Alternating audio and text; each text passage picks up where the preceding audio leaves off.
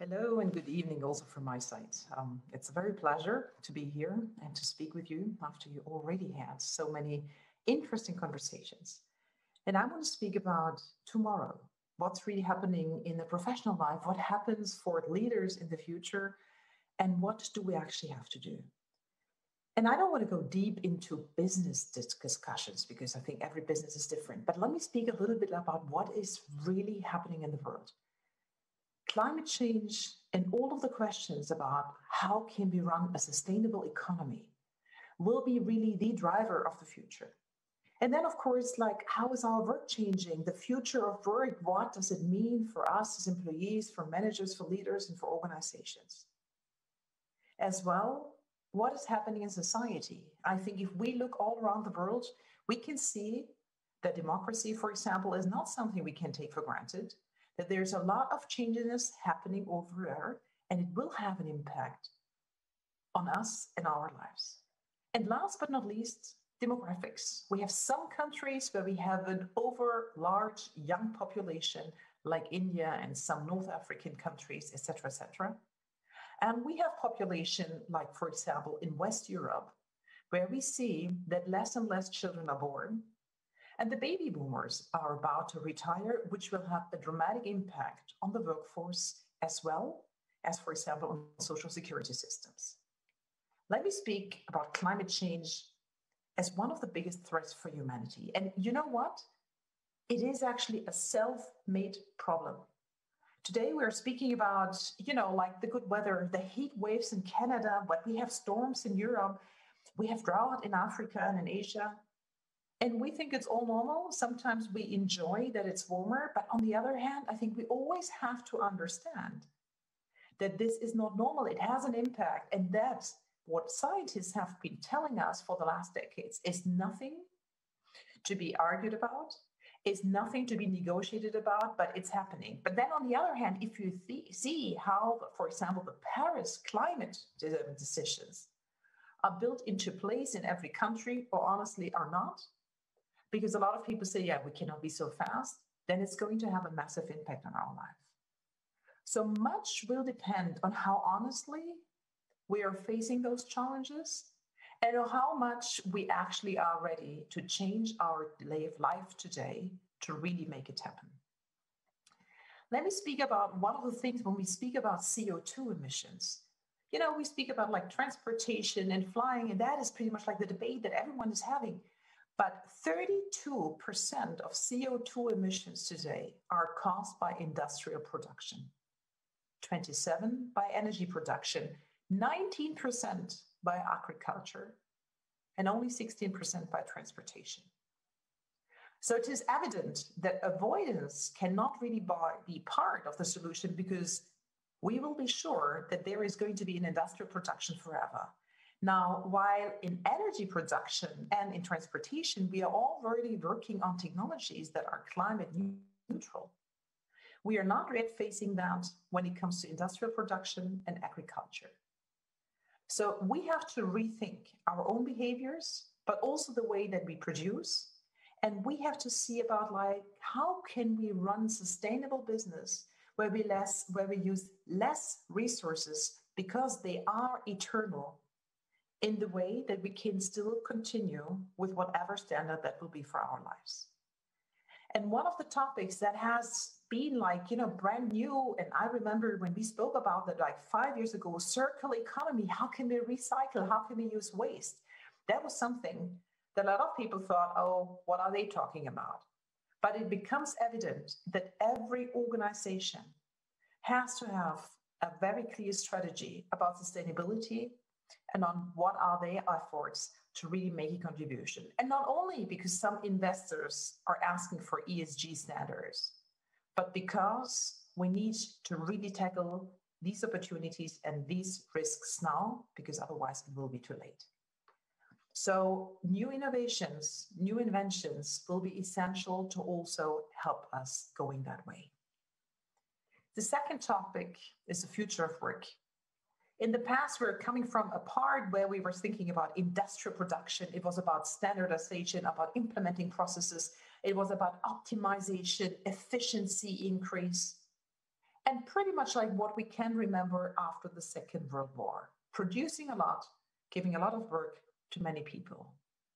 But today, we see that over the last years, automation takes place. And we have seen that very much like in the production areas. We are facing that now also in the office space. And it will have an impact.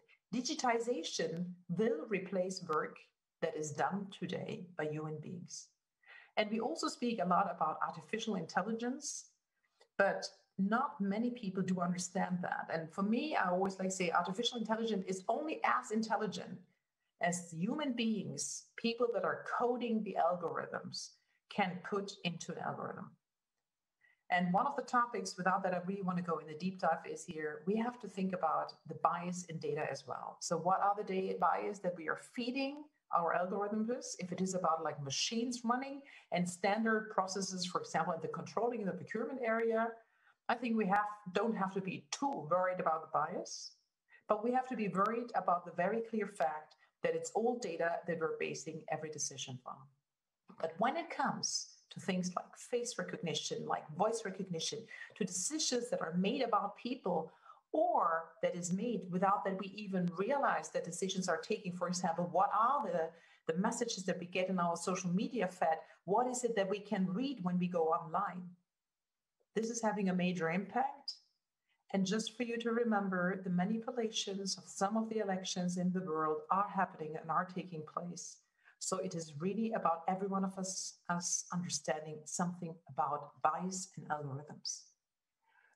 The next challenge that I think we are facing, and we've seen that very, very clearly also in the times of the pandemic, is that many of the countries that have been growing in the industrial revolution of the last decades struggled when we finally had to take very quick and agile decisions. So the pandemic was like so new for every one of us that we had to adapt very, very clearly and very, very quickly. Now, there have been organizations, they were agile, they were flexible, and they are able to adapt very quickly. But others, and very often, as large as organizations become, they struggled. But now think forward. If you think about digitization, if you think about automation, if you think about like how quickly certain decisions have to be taken, I would hope that organizations have understood whether they are good in it or not, and they prepare for the future, because the future will be that those will be strong and those will survive that can adapt very quickly. And here it comes to one very major role, and that is the role of our leadership. Leaders are always important, that they become even more important when it is about driving change and when it is about like driving a change in the entire workforce. And the very most thing is that leaders have to understand that they have to change first themselves and the way that they are actually operating. What we also have to do is to think about like, are the skills that I do have today, will they be enough for the future? The bad message is no, unless you retire next year. And then maybe there's even some questions there. So there will have to be a lot of investment into upskilling, into reskilling.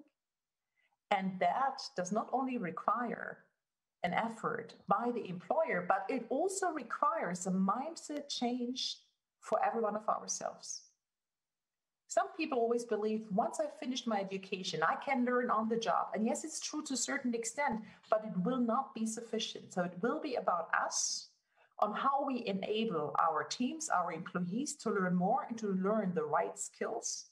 But it will also be us to learn our new things that we need to know for our lives. If I can ask you one question, and maybe you take that as a reflection point, how many hours do you spend every month in investing into new skills that have nothing to do with your current job and your current position? And I'm not speaking about like solving a problem that you're facing at work, but thinking about a topic that you're interested in, but that is totally not relevant for your current position. I think it will be very few hours that you're really investing in. And so this is one of the challenges that we have to ask ourselves, how can we put in more? Another topic will be, how do we work together? I mean, traditionally, we are known of like having fixed contracts. We employ people and they work for us. And in some Western countries, it's actually, they even work for us for decades and decades. And it used to be a dream of people.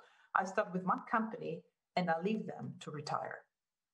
But employers will have to face much more flexibility. There will be this kind of people, but there will also be people that want to work in a flexible way, that want to work in projects. They say, I'm an expert, and if you don't want me to work for you for a few months, then I will work for someone else.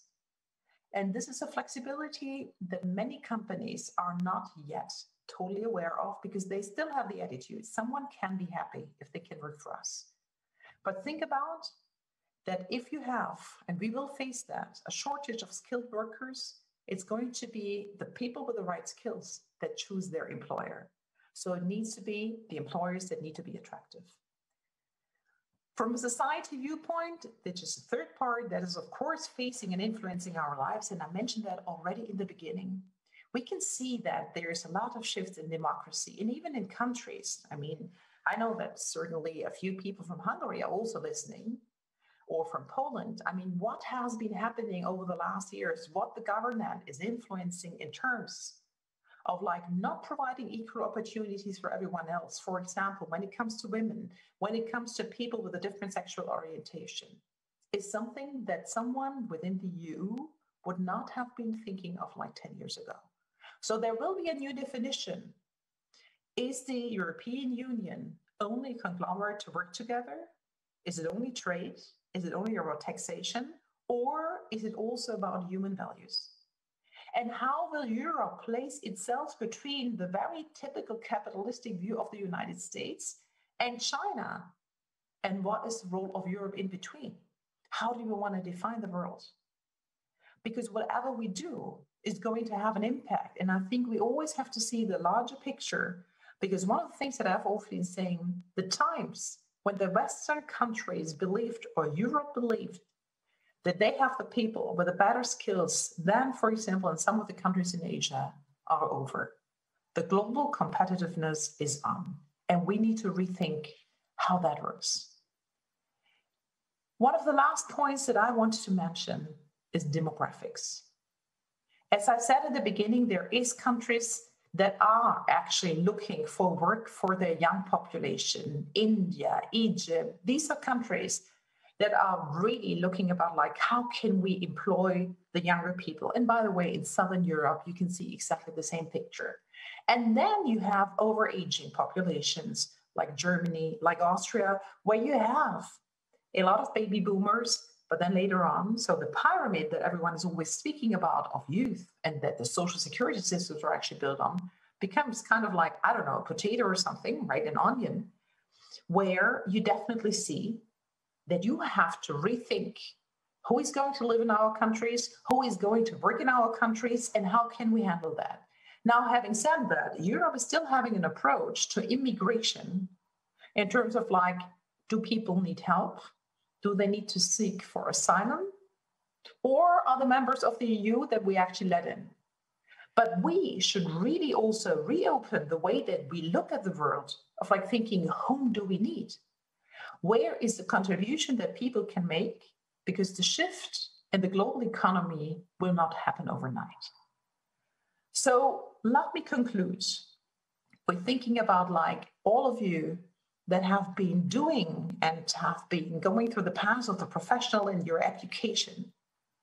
You are the essential leaders of the future. You will need to challenge the challenges, or you will need to face the challenges of the 21st century. And for me, leadership is not only about optimizing yourself and your own career. Real leadership is about creating something that is better than yourself, creating something that goes beyond your own organization, that goes beyond your own company, and something that leaves a very clear trademark for more. And in order to get there, you need to always reconsider that everything that has been done in the past might not be enough, but you have to be courageous to really also ensure that all of the choices that you made are ensuring a prospering business and also a prospering future.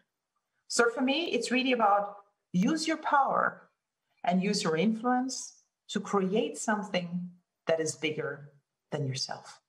Thank you.